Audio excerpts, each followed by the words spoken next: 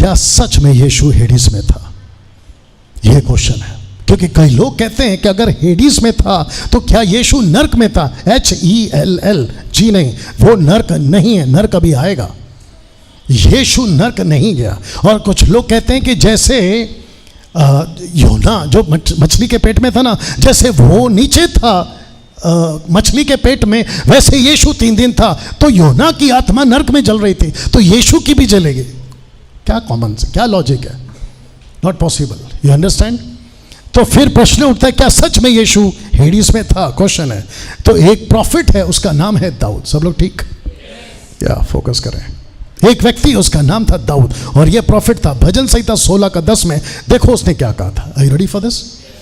प्रेरितों की किताब उसका 2:25 में इसको पीटर रिकॉर्ड करता है, पतरस रिकॉर्ड करता है। क्या करता है देखो, और इसका साथ में मैंने आपके लिए ग्रीक ट्रांसलेशन भी रखा है। क्योंकि दाऊद उसके विषय में, क्योंकि दाऊद उसके विषय में कहता है, किसके विषय में? यीशु के विषय में कहता है कि मैं प्रभु को सर्वदा अपने दाहिने देखता रहा, क्योंकि वह मेरी दाहिनी ओर है, ताकि मैं डिग ना जाऊं। वचन 26, इस कारण मेरा मन आनंदित हुआ और मेरी जीभ मगन हुई, वरन मेरा शरीर भी आशा में बना रहता है, क्योंकि तू मेरे प्राण को अधोलोक में ना छोड़ेगा, ना अपने पवित्र जन को सड़ने देगा।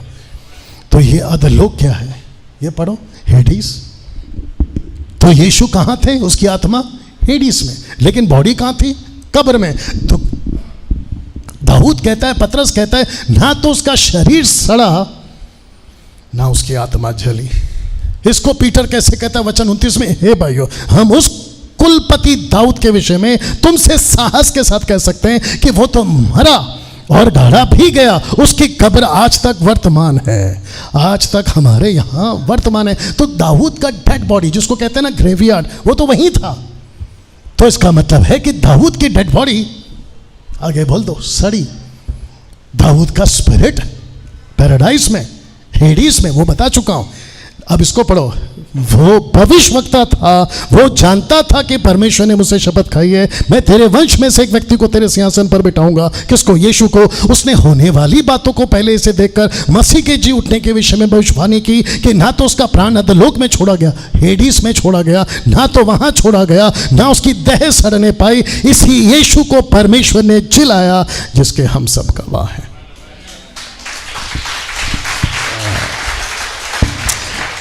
इसको पढ़ो, इफिसियों 4:9। उसके चढ़ने से क्रूस पर क्या पाया जाता है? केवल ये कि वह पृथ्वी की निचली जगहों में उतरा भी था, हेडिस में। तो यीशु कहां थे? 3 रात 3 दिन हेडिस में। हेडिस मतलब क्या? पैराडाइज। वहां दूसरा डिपार्टमेंट है, रखूंगा। लेकिन यहां तक ठीक है? कितने लोग समझ रहे हैं? मैंने पूछा कितने लोग समझ रहे हैं? जो बीच में सिस्टर आंटीज बैठे हैं, आप लोग समझ रहे हैं या रिस्पॉन्ड करना है? वाह हेडिस में 2 भाग हैं। अब यहां से हम और डीप जा रहे हैं। हेडिस में कितने भाग हैं? 2 भाग हैं। आइए पढ़ लेते हैं। पहला है पैराडाइज, जिसको कहते हैं स्वर्गलोक, और दूसरा है टाटरस। टाटरस जिसका अर्थ होता है प्लेस ऑफ टॉर्मेंट्स। टॉर्मेंट्स, एक ऐसी जगह जहां तड़प है, एक ऐसी जगह जहां तड़प है, बंधन है। और इसका जो ट्रांसलेशन है, कुछ लोग पूछ सकते हैं, आप भी पूछ सकते हैं, यहाँ पे भी पूछ सकते हैं कि स्वर्ग सुना था, नर्क सुना था, अधोलोक सुना था, ये सब सुना था, लेकिन टाटरस कभी नहीं सुना था। और आपको बता दूं, मैंने खुद नहीं सुना था। मैं इसको अपने 30 साल के मिनिस्ट्री में मैंने खुद नहीं सुना था। और हम ऐसा सोचते थे, सब ठीक, हम ऐसा सोचते थे ना, इसके अंदर क्यों जाना है, ऊपर ऊपर से जाते हैं। लेकिन आपको पता है ना, मैंने एक बार क्या प्रचार किया था जब मैं बालक था, लेकिन जब सियाना हो गया, कब तक बैठे रहेंगे बोट पे? पैर तो बाहर निकालना पड़ेगा ना, सपोर्ट चाहिए। कब तक बैठे रहेंगे बोट में? पैर तो बाहर निकालना पड़ेगा। या सब सोचेंगे वो करेगा, वो करेगा, तो कोई नहीं करेगा, किसी ना किसी को तो बाहर निकलना। तो आपको फिर से बता देता हूं कि हेडिस में 2 भाग है या 2 डिपार्टमेंट्स हैं। एक है पैराडाइज, स्वर्गलोक, और दूसरा है टाटरस, दोनों रखा है। टाटरस को आप लोग दूसरा भी बोल सकते हैं पिटलेस। एक ऐसी जगह जहां पे कैदी आत्माओं को बांध कर रखा जाता है, ठीक है ना। दूसरा पता 2:4 आपके बीच में पढ़ रहा हूं और फिर उसका आपको ग्रीक ट्रांसलेशन भी दूंगा, तो आप लोग जल्दी से पढ़ ले। क्योंकि जब परमेश्वर ने उन स्वर्गदूतों को जिन्होंने पाप किया ना छोड़ा या नहीं छोड़ा पर नरक में भेजकर, ये देखा, ये ट्रांसलेशन किसका है? इसको कहते हैं, यहां मिस्टेक हुई है, जबकि ये वो नरक नहीं है। और किंग जेम्स वर्जन जिसको मैं पढ़ चुका हूं वहां पर ट्रांसलेशन हुआ है हेल, HELL, जो कि गलत है। आइए पढ़ते हैं। लिखा है नरक में भेजकर अंधेरे कुंडों में डाल दिया, अंधेरे कुंडों में डाल दिया, प्लूरल फॉर्म है, नॉट सिंगुलर, प्लूरल, कुंडों में डाल दिया, ताकि न्याय के दिन तक, कौन सा दिन? कौन सा दिन? The day of the Lord. मैंने क्या कहा था? भारी पड़ने वाला है। कौन सा दिन? The day of the Lord. तो लिखा है कि न्याय के दिन तक बंदी रहे, तो इसका मतलब है कि इनको बांध के रखा गया है। ये लोग कहाँ हैं? टाट्रस में। कौन सा ट्रांसलेशन पढ़ते हैं आप? हिंदी नहीं मिलेगा, इंग्लिश नहीं मिलेगा, ओरिजिनल मैन्युस्क्रिप्ट ये देखो, टाट्रस। और आपके 2 पीटर चैप्टर 2:4 का है ये ट्रांसलेशन। यहां तक ठीक है? एक है पैराडाइज, दूसरा, इसको बोलना जारी रखो क्योंकि आपको काम आएगा। दूसरा है टाट्रस, बोल सकते हैं? बाहर से तेल मंगाओ जोर से। वो चाइनीज वाले आते हैं, चाय पिलाते हैं सबको, अगले हफ्ते से करें आपके लिए। एक है पैराडाइज और दूसरा है टाट्रस। अब इसको देखिए, कुछ लोग बोल सकते हैं ना, ये कहाँ है? We need evidence, we need examples और वी नीड सपोर्टेड स्क्रिप्चर।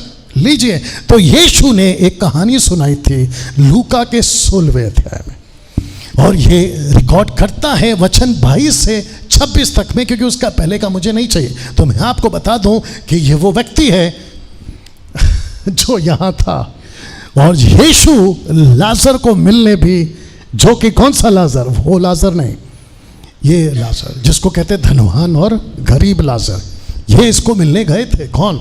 यीशु। कब? जल्दी, उसी 3 दिनों में, ऐसा बोल सकते, उन्हीं 3 दिनों में। तो लाजर वहां था और यीशु को पता था कि मैं इसको जाकर मिलूंगा, तो इसकी कहानी सुनाई अपने चेलों को। तो लिखा है कि यहां दोनों ही जगहों का बात हो रहा है। यहां तक ठीक? यहां पे दोनों ही जगहों का बात। आइए पढ़ते वचन 22 को। लिखा है कि ऐसा हुआ कब? जब काफी दिन हो गए लाजर उसकी डेवड़ी पर, धनवान अपना मटन मच्छी खाते हुए। यहां तक ठीक? लिखा है कि ऐसा हुआ, बहुत ध्यान से देखना, बहुत ध्यान से सुनना। लिखा है कि ऐसा हुआ कि वो कंगाल मर गया। जैसे ही मरता है वो लाजर कंगाल, लिखा है कि स्वर्गदूत आते हैं, उसे लेते हैं और अब्राहम की गोद में पहुंचा देते हैं। ब्रैकेट पढ़ लो, paradise, paradise, paradise.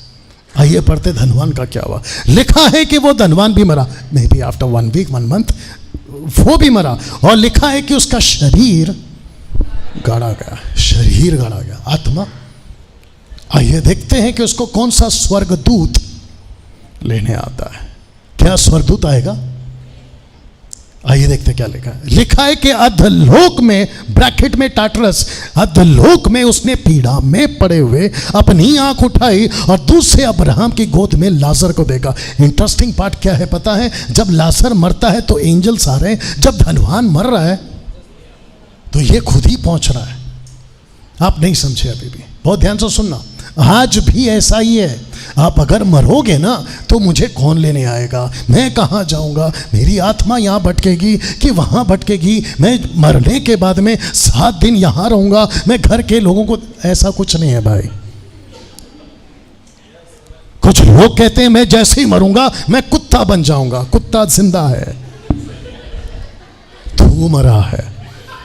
You understand? कुछ लोग कहते हैं मैं कॉकरोच बन जाऊंगा, मैं चूहा बन जाऊंगा, क्योंकि नाना नानी काका काकी दादा दादी और पता नहीं ऐसे वैसे वाले ऐसी ऐसी कहानी सुना के गए कि बेटा खाओ पियो मजा करो, और वो राज कपूर जो बचा कुछ असर था वो पूरा करके गया। जीना यहाँ, मरना यहाँ, इसके सिवा जाना का तू खुद गया वो बता। You understand? कहते हैं कि खाओ पियो मजा करो, क्योंकि कल तो एक कल भी बात बोला था, आज भी बोल देता। अगर ऐसा है, सब लोग का ध्यान, अगर ऐसा है कि व्यक्ति मरता है और तुरंत पैदा होता है, तो मैं पूछना चाहता हूं कि पूरे मानव इतिहास में आदम से लेकर अभी तक ये जितने भी लोग हैं, एक भी क्यों नहीं बताता अरे मैं कल ऐसा मरा था, देख अभी मैं जिंदा हूं? ऐसा क्यों नहीं बताता है? जबकि इक्का दुक्का कोई बताता है, नानी मरी थी ना, वो नानी मैं हूं, वो जो दादा मरा था ना, वो दादा मैं हूं, तो पड़ोस वाला मरा, तू क्यों नहीं आया? क्वेश्चन है। इसको कहते हैं बकवास की थियरी, इसको कहते हैं उल्टी सीधी कहानियां, इसको कहते हैं जब शक्कर की जलेबी नहीं मिलती तो कहते हैं गुड़ की बना, ऊपर से गया। इसको कहते हैं जब शक्कर की जलेबी कृष्णा नहीं बनती तो गुड़ की बना, जी की तसल्ली गुड़ की जलेबी, यह कहावत वहां से आई है। दिल को सुकून के लिए बना। कैसा लग रहा है?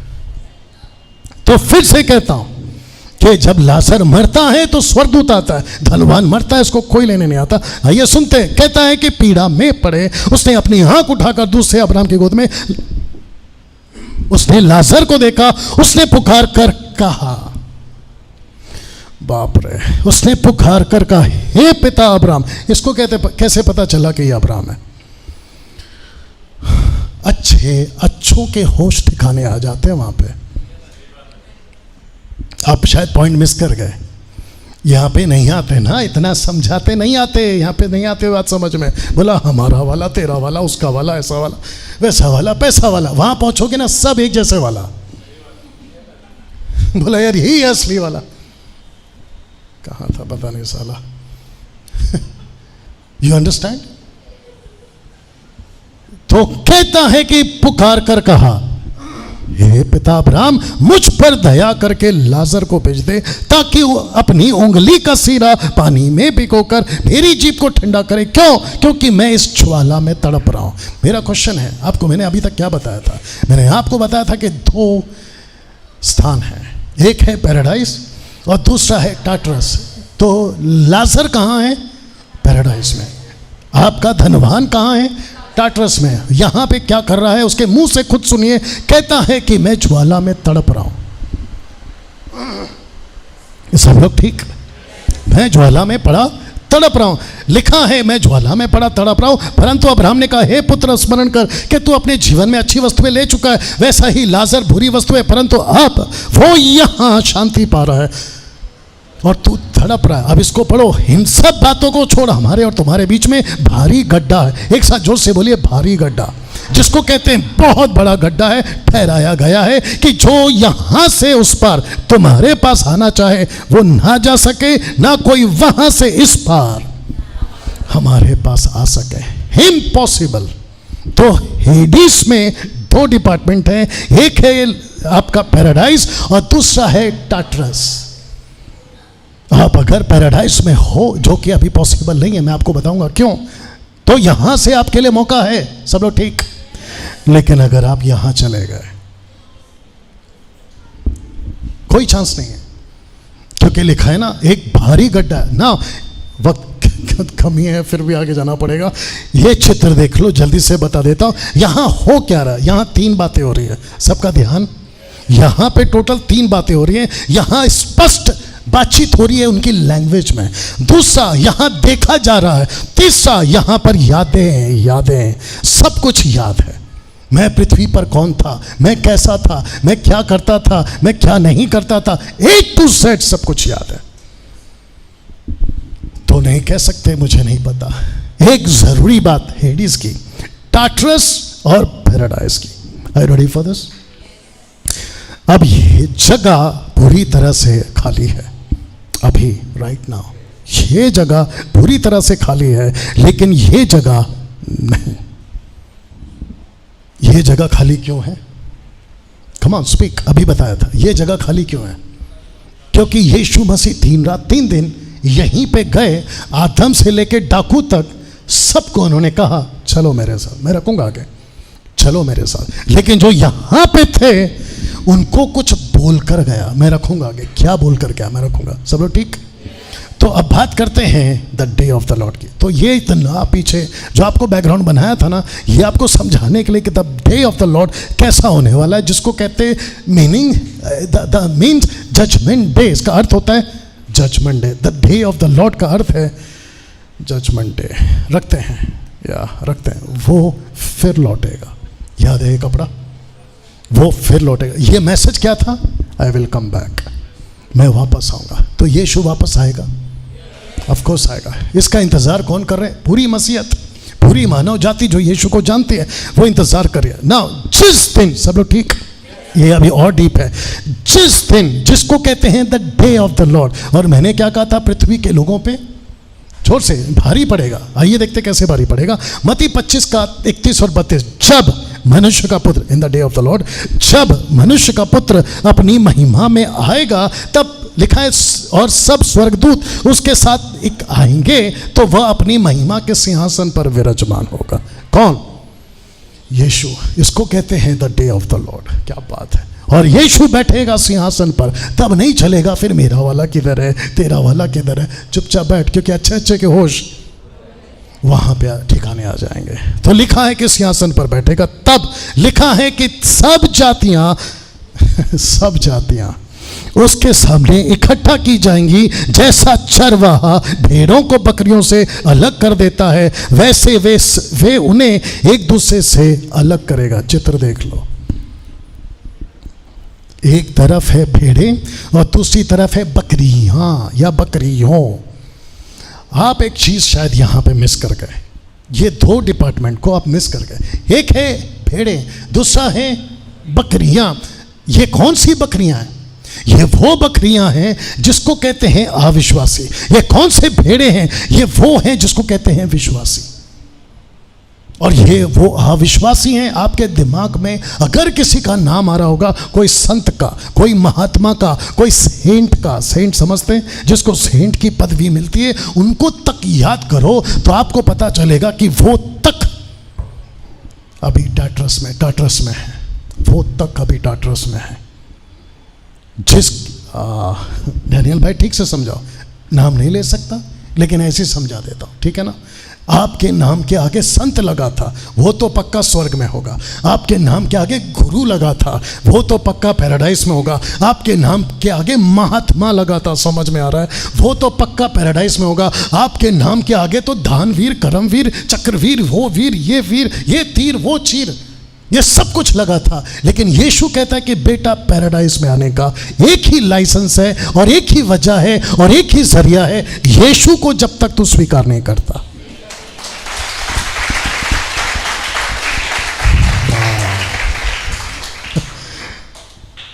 ताज्जुब है नहीं? क्या लैंग्वेज यूज किया है देखो।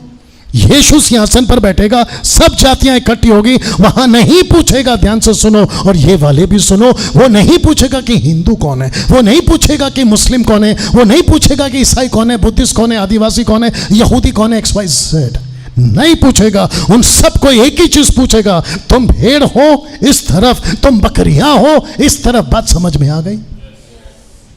और जीसस क्राइस्ट, अगर यीशु सुप्रीम है, अगर यीशु वहां सिंहासन पर बैठा है और वो भी राजा और न्यायाधीश बनकर बैठा है, तो लोगों को सुनना होगा। और ऐसे सरक जाएंगी बकरियां और ऐसे सरक जाएंगी भेड़ें, ऐसे ही डिपार्ट हो जाएगा। इमेजिन करके देखो, कल्पना करके देखो। अब इसको पढ़िए, मत्ती 25 का 34 लिखा है कि तब, एक साथ बोलो, तब लिखा है कि तब राजा ब्रैकेट में यीशु। सब लोग ठीक है? कितने लोग? एक बार हाथ उठाकर बता दो, एक बार दिखा दे, क्योंकि काफ़ी देर से इनको नहीं पता। डंडा उठा के दिखा, कोई दिक्कत नहीं है। जल्दी जल्दी जल्दी हाथ नीचे करो, अभी आएगा कैमरा। हाँ, अब कर लीजिए हाथ ऊपर। वाह, देखो जंग पकड़ा हुआ है हाथों में।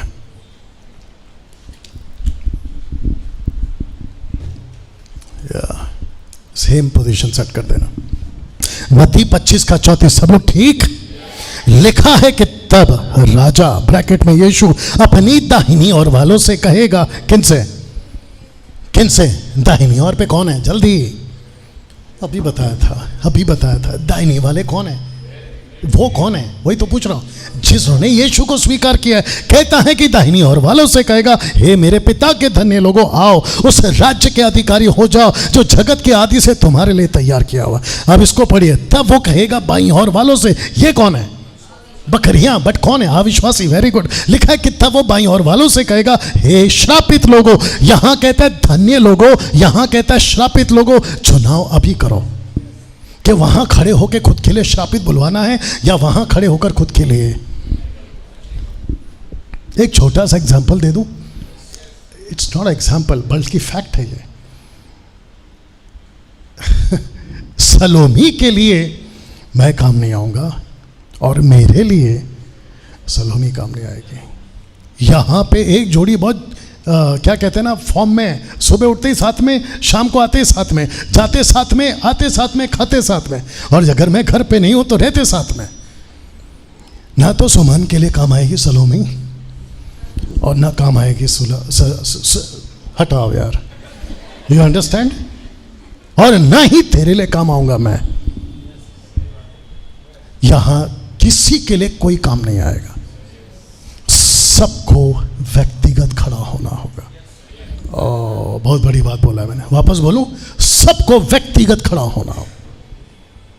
ऐसा हो सकता है कि यहां एक घर से आप लोग निकले थे, एक ही घर के छत से ऐसे 4 निकले थे, लेकिन यह पॉसिबल नहीं है कि जब यीशु आएगा तो उसी घर से 4 को उठाएगा। लेकिन कोई गारंटी नहीं है कि कोई दाहिनी ओर खड़ा रहेगा, कोई बाईं ओर। आप वहां पर नहीं बोल सकते, एक्सक्यूज मी यीशु, एक मिनट, मेरा पप्पा उधर खड़ा है, जरा बुला सकते क्या? सट करके आएगा एक।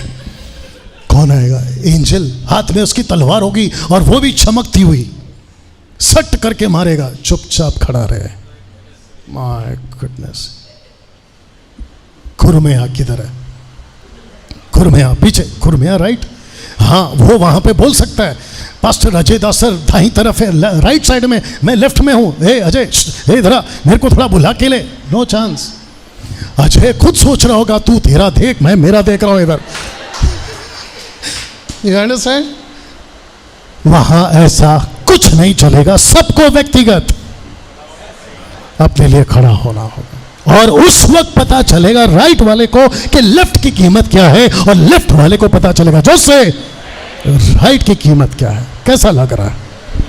और जिसके चलते 2 कुरिन्थियों 5:10 लिखा, अवश्य है कि हम सबका हाल मसीह के न्याय सिंहासन आसन के सामने खुल जाए। हर एक व्यक्ति, ब्रैकेट में सब, अपने अपने भले बुरे कामों का बदला जो उसने देह के द्वारा किए हैं देगा। ये व्यक्ति को आप खुद की जगह पे खड़ा करो, इस व्यक्ति को आप अपने आप को लेकर आओ यहां पर, और जो यहां पे भीड़ है ना लाखों करोड़ों की, उनको खुद की जगह पे रखो। लिखा है प्रेरितों की किताब 24:15, कहता है, परमेश्वर से आशा रखता हूं जो वे आप भी रखते हैं कि धर्मी और अधर्मी दोनों का जी उठना होगा। अब इसको पढ़ो, यूहन्ना 5:28 और 29, सब लोग ठीक? लिखा है कि इससे अचंभा मत करो, क्योंकि वो समय आता है, जितने कब्रों में है उसका शब्द सुनकर निकलेंगे। जिन्होंने भलाई की है वे जीवन के पुनरुत्थान के लिए जी उठेंगे, जिन्होंने बुराई की है, आगे बोल दो, वे दंड के पुनरुत्थान के लिए जी उठेंगे। प्रश्न है कब? The day of the Lord, प्रभु के दिन। अब मैंने क्या कहा था आपसे शुरू में कि पृथ्वी के रहने वालों पर भारी पड़ेगा। अब आपको पता चल रहा है? इसको देख लो, मेरे पास वक्त कम है। आप सबसे पहला ये पढ़ो, ये वाला इब्रानियों 5:9-27 लिखा है कि जैसे मनुष्य के लिए एक बार मरना, उसके बाद न्याय का होना नियुक्त, it has been appointed for every mankind. इसके लिए नियुक्त किया गया है। आदमी मरेगा, माफ करना, आदमी पैदा होगा, जोर से बोलना है, और आदमी मरेगा, और जैसे ही मरेगा लिखा है कि उसका सीधा न्याय, वो तो पक्का है। तो ये नहीं कहना कि मरने के बाद आदमी फिर पैदा होगा, फिर जिंदा होगा, बकवास। सब लोग ठीक? आप इस तरफ ये, इसको आप पिलर बोलो, क्या बोलना है बोलो, ये डंडा देख लो और ये डंडा देख लो। तो जब तक आदमी पैदा होता है, जब तक आदमी जिंदा है, उसको ऐसा लगता है, बहुत सारी किताबें हैं ना, नाम तो नहीं ले सकता, बहुत सारी किताबें, ये रास्ता हमारा है, वो रास्ता हमारा है, तू इधर मत चल, तू उधर मत चल। बेटा सब ठीक है, ये यहाँ का सिस्टम है, लेकिन जैसे ही आदमी मरेगा एक ही रास्ता है, यहाँ पे बहुत झगड़ा है, ये हमारा, वो हमारा, ये ऐसा, वो वैसा। बेटा ठीक है, अच्छा जब हम सुनाते तो नहीं सुनते।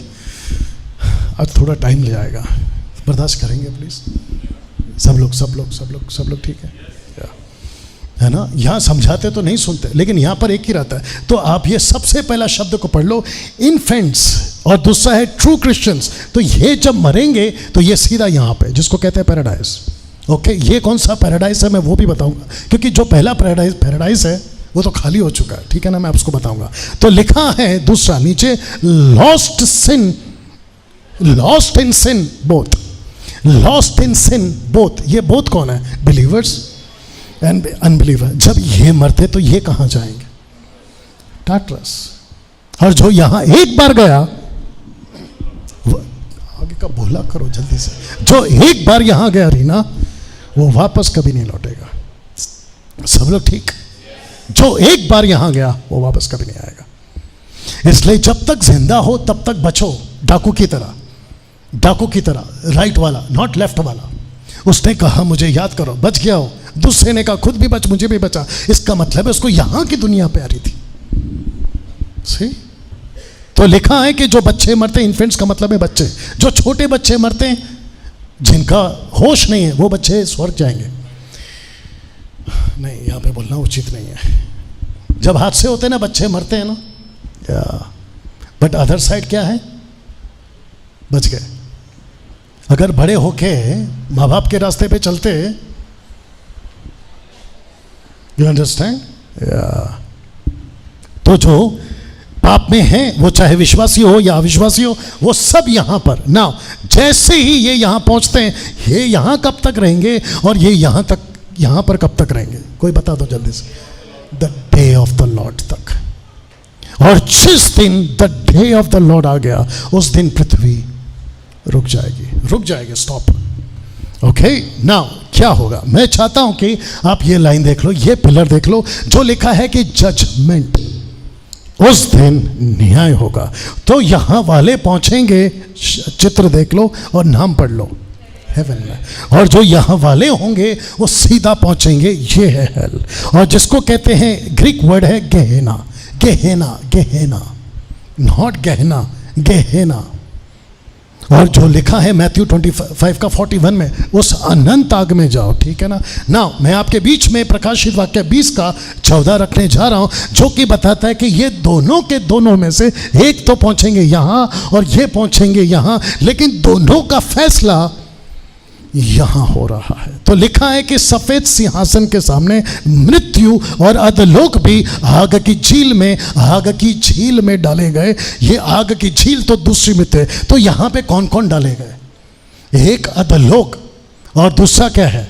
मृत्यु। ये दोनों के दोनों कहां डाले गए? लिखा है कि अधलोक, ये है हेडिस, आग की झील में।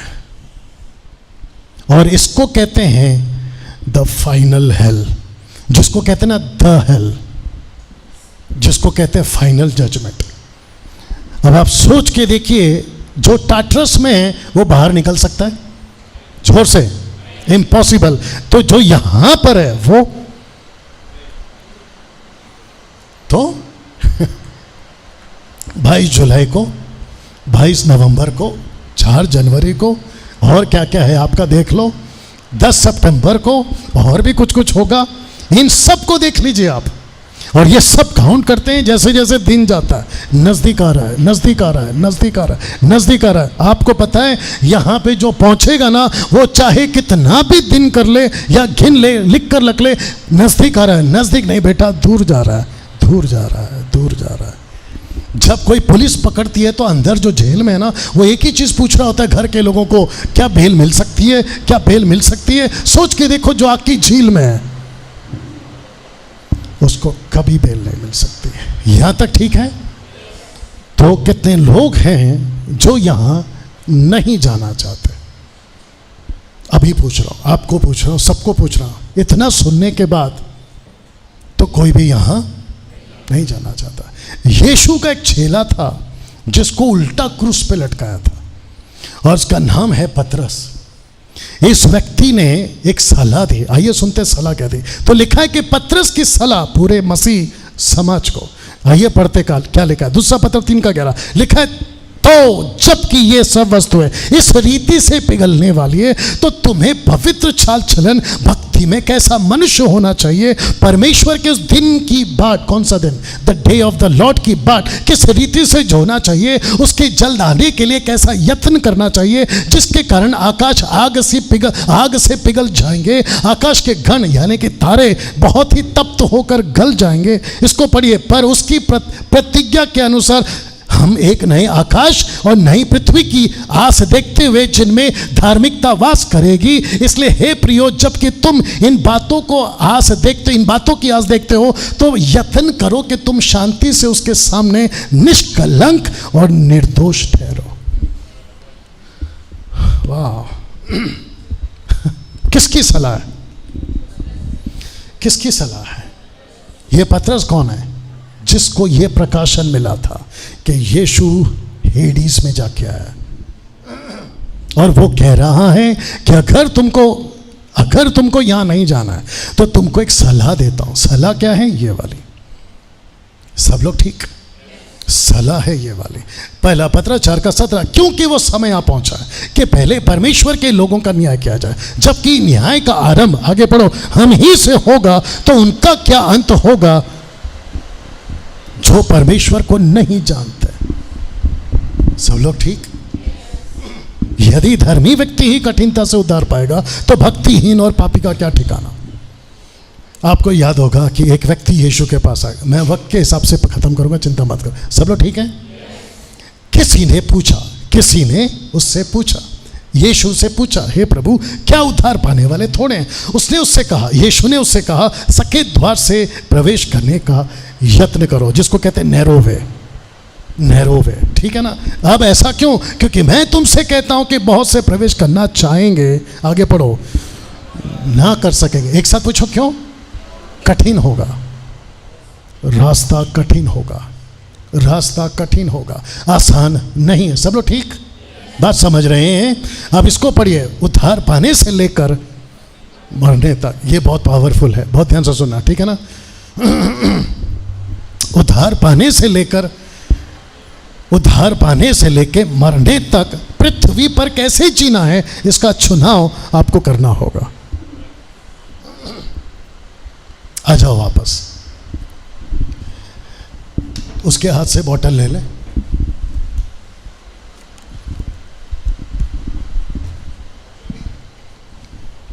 कैप बंद कर दे।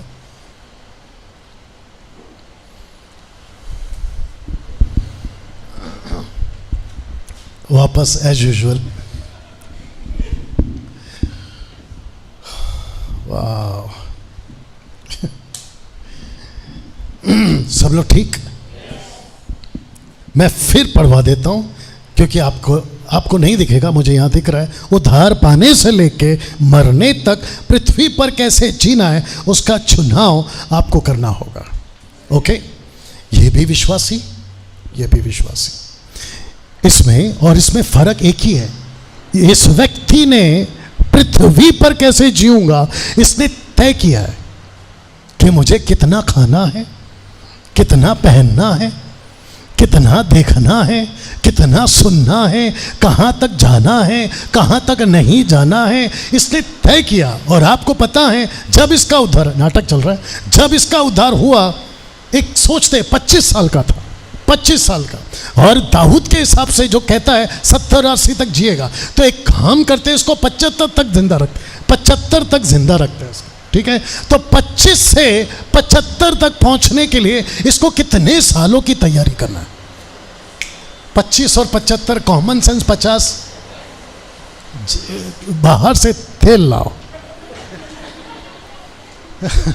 You understand? मैं फ्रेम में हूं।